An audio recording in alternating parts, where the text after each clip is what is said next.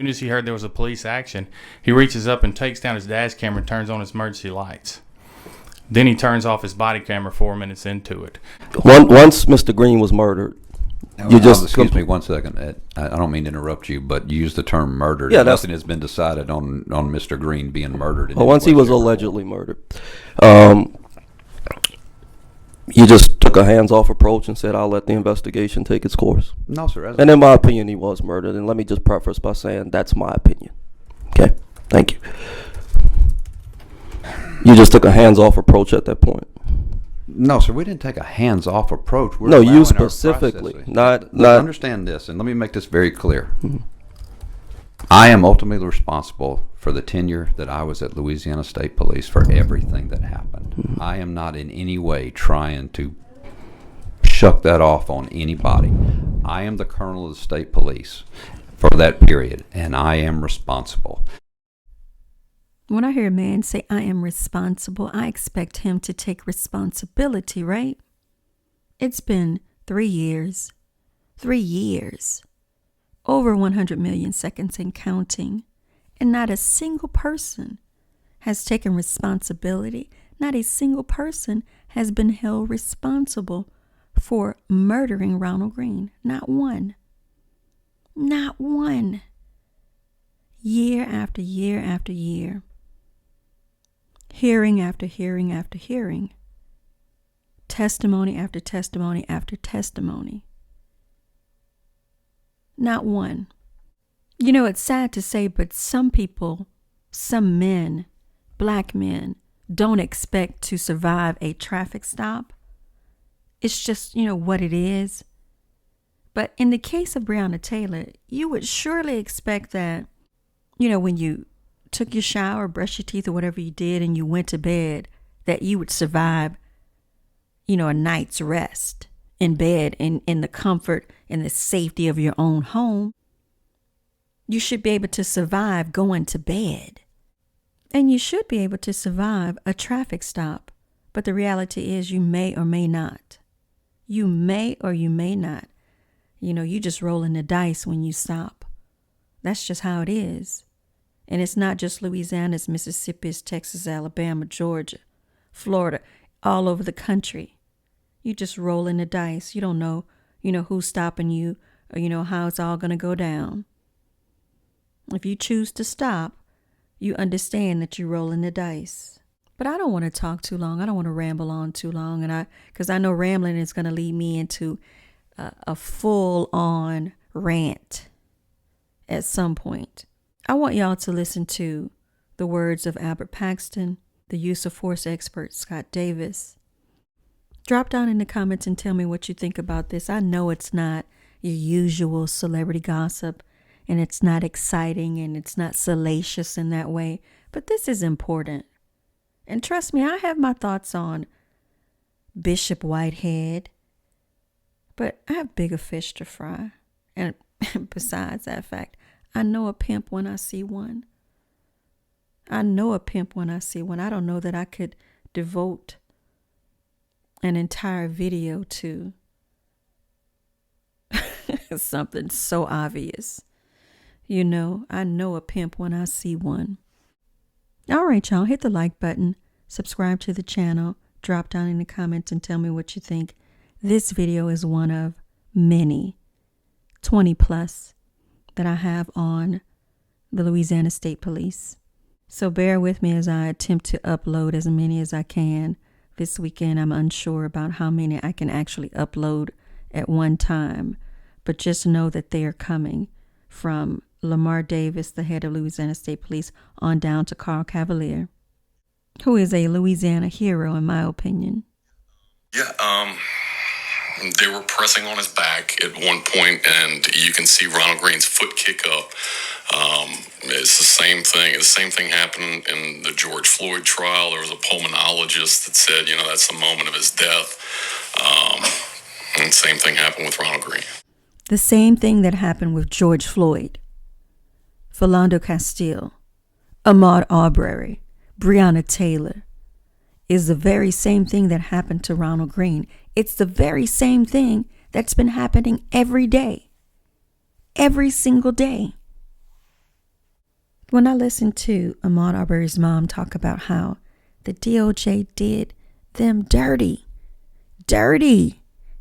went behind their backs in an attempt to cut a sweetheart deal with the men that killed their son to ensure that they would spend life in prison in a federal penitentiary, where there's world-class gym equipment, movie night, popcorn hour, pool tables, and all sorts of amenities to make their stay pleasant. When the DOJ would stand in court in the presence of family and tell the judge, don't listen to Ahmaud Arbery's family, listen to me. When they would do that, I have no faith in, what's going to happen in this case, because I know there was so much excitement about the DOJ was going to, they have launched a pattern and practices investigation into the Louisiana State Police. And I'm thinking, okay, honestly, I felt like it was cover for, that's just cover. It's a distraction and cover for the governor. The investigation, okay, fine, it needs to happen. What will be learned from it is already public knowledge and known already. So knock yourself out. But in this case, it was captured on body cam. It is known this was excessive force. It is known he was beaten to death. It is known, in my opinion, it was a cover-up. But just like the cases of George Floyd, Breonna Taylor, Philando Castile, and so many others, it's like you have to beg to be heard. You have to beg and plead just to be heard. When a murder was captured on audio and video, you shouldn't have to beg to be seen. When your own state use of force expert term it correctly and say that this is torture and murder, this is coming from the analysis of your expert, the person who you employ and whose opinion you depend on. He said it was torture and murder. And although we don't need an expert to understand that, it's documented.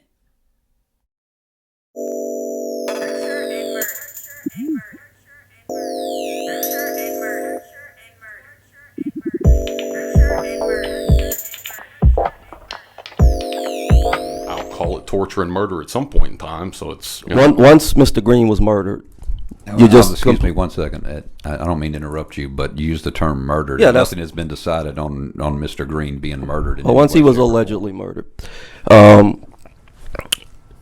you just took a hands-off approach and said, I'll let the investigation take its course. No, sir. And in my opinion, he was murdered. And let me just preface by saying that's my opinion. Okay? Thank you. Sergeant Scott Davis, who I work at the training academy as the in-service coordinator. And you're still employed at the state police, is that correct? Yes, sir.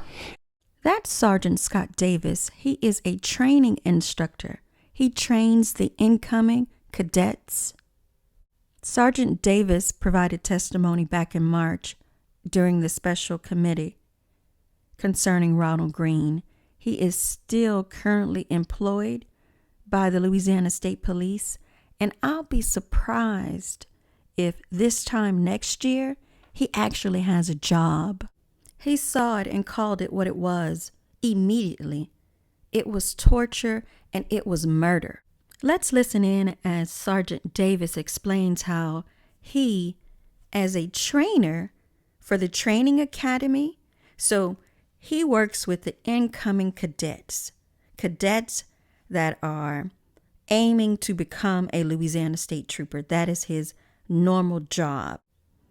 But he was also, or is also, a use of force expert. So he doesn't understand. He couldn't explain why it was his duty to view the videos, but he was selected.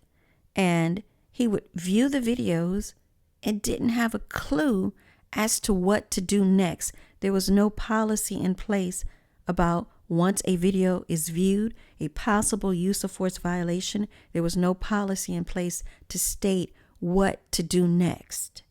This is the game that the Louisiana State Police played. In fact, one of the videos that he viewed, there was Dakota DeMoss. This is prior to the murder of Ronald Green. There was one video with Dakota DeMoss, who was later involved with killing Ronald Green. He saw that video. He had no idea who to escalate that to or what to do once he had a concern. Note how he uses a conversation that he had with District Attorney Belton to expose the number one at this point in state police, Lamar Davis, and the number two, Doug Kane. According to Sergeant Scott Davis, he stated that District Attorney Belton told him it was his understanding that Colonel Davis and Lieutenant Doug Kane did not want any of those officers charged. These are the same people that the Department of Justice is depending on for transparency. These are the same individuals who, for 3+ years now, have covered up this murder.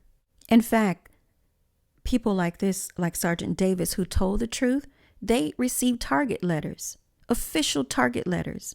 They are the subjects of investigations. And FYI, the woman that is sitting directly behind him on row 3, seat 1, that is a handler. Now, that's not her official title, but that's what it is. In fact, at some point, she's going to come sit next to him so she can direct him on what he can and cannot answer. The testimony on this day was 7 hours long. Let's listen in as Sergeant Davis explains exactly what happened. Back then, you used to sign off a direct supervisor and then the person's captain and the captain of the trainee. And none of those three people had reviewed the video, even though it existed. Did you hear that? 3 people didn't view the video. All of them, because policy didn't require supervisors to review video. So I was going to be the one to do that. So you became the official use of force reviewer guy. Yes, sir. I don't really know. I wasn't really given clear instructions on what to do with it. I was reporting to my, through my chain of command. So you weren't given a specific supervisor to say, when you find use of force violation or what you think is egregious, contact so-and-so? No, sir. The Ronald Green incident, I noted some concerns with that one. Wanted to talk to, detectives. When you say that one, which one are you referring to? The Ronald Green case. So then you review the video as part of your kind of new job of reviewing all videos, and it was your impression that there was a misuse of force. And at what point do you become concerned about this particular video? So I was under kind of the impression that people were on admin leave from that case, and then I got another. Were they on admin leave? Were they on it? No, not to my knowledge, and I don't believe anybody was. So I got another use of force report from I can't even remember who submitted, but Antonio Harris case. The Antonio Harris case. I want to say I got the report June of 2020, and I saw DeMoss involved in that. I started questioning more. I already kind of had questions up to that point. We hadn't made any arrests, and I don't really know why. But now I have another, person that was also involved in the Ronald Green case, and I'm seeing some other issues. So I want a meeting. I want to meet with, the colonel, with the chief, things like that. If I understand you correctly, you watch the Green video, you have concerns, but you think the process is working, or you believe it. You have no reason to doubt that it's working at this point. And you then get a second video involving the same officer that was in the Green video, and now you're getting really concerned that because you thought that DeMoss shouldn't be involved in a second instance because you would think he'd be on leave. Is that kind of what your thought pattern is? Before then, I had concerns and was wanting to meet with the detective, or I didn't know who was investigating the case. And I didn't know, I still wanted to have conversations with people about it because I had a feeling that somebody was missing something, that something had gone wrong because, like I said, nobody had been arrested. So you thought somebody should have been arrested at this point? Yes. So you thought somebody should have been arrested at this point? Yes, sir. I have a new chain of command now, and it was the same in 2020. Lieutenant Pat Jackson was my lieutenant, but he's also not the person on the use of force report. I would get the report and I would send it to my captain, so that would be Captain Slayton. So I reached out to him, trying to get a meeting with the colonel and the chief. No, sir. Well, I got a meeting with Faye Morrison, who was the head of legal, and that was at the end of June 2020. So you get a meeting with Faye Morrison, June 2020, but none of your supervisors at state police at this point. No, sir. After you meet with Faye Morrison, do you have a meeting? Do you then get a meeting with with people you requested to get a meeting from? No, sir. It was a briefing.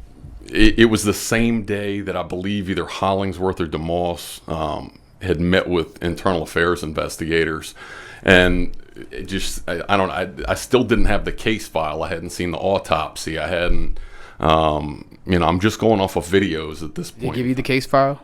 No, I mean it had to be done then. So the current routing for them as it goes to somebody's major, who ultimately makes the decision on whether or not the officer's actions violated policy. Does your access to videos get restricted at some point?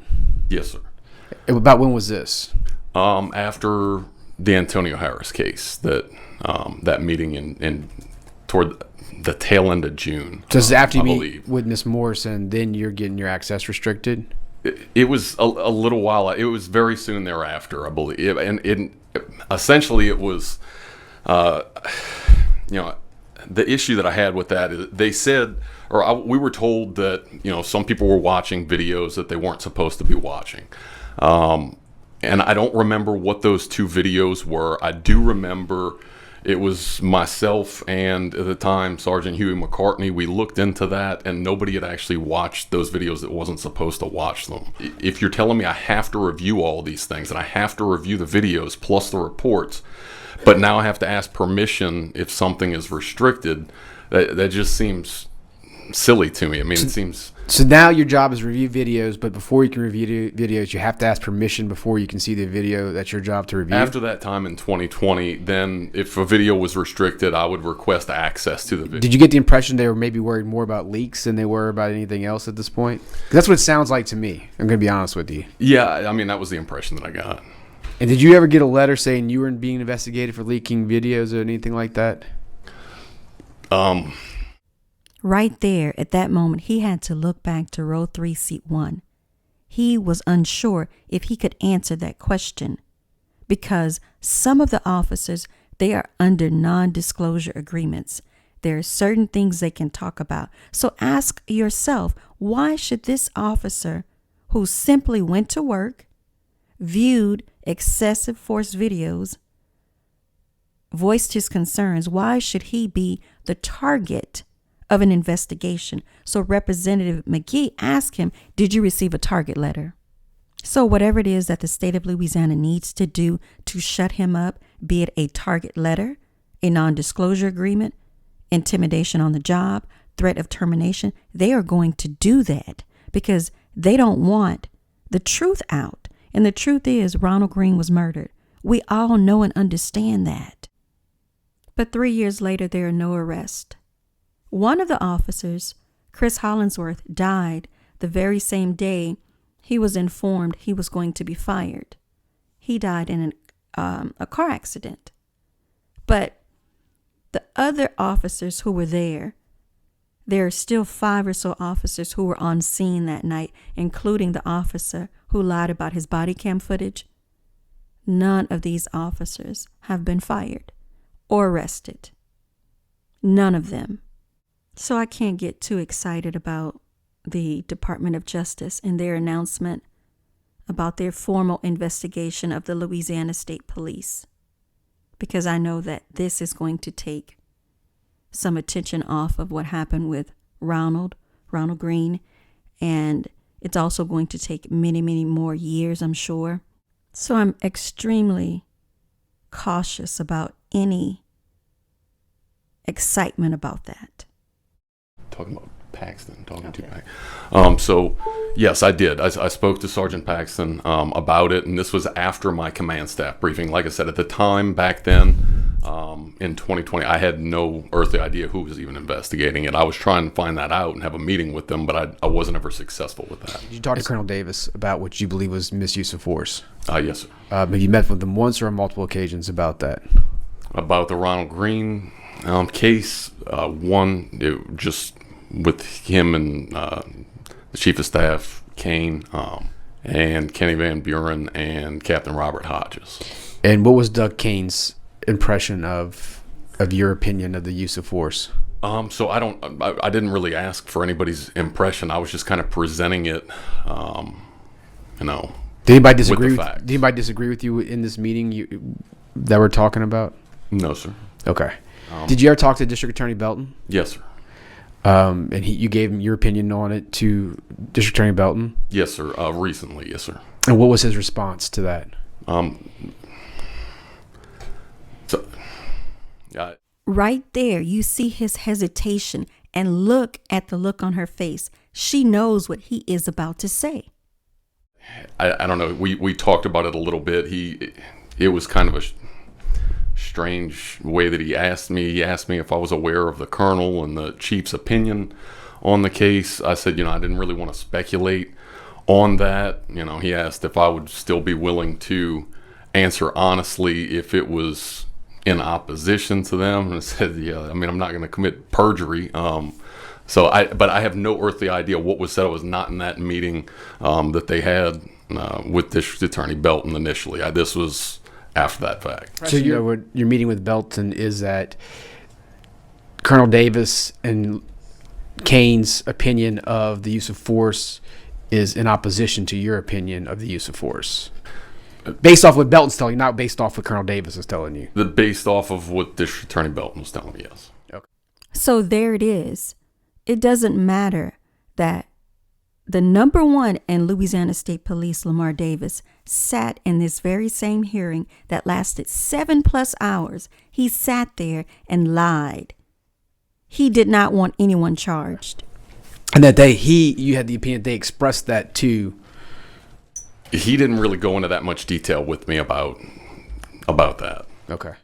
In the next episode, we're going to continue with Sergeant Scott Davis, Albert Paxton. As soon as he heard there was a police action, he reaches up and takes down his dash camera and turns on his emergency lights. Then he turns off his body camera 4 minutes into it. And much more. Don't forget to like, subscribe, and share the video.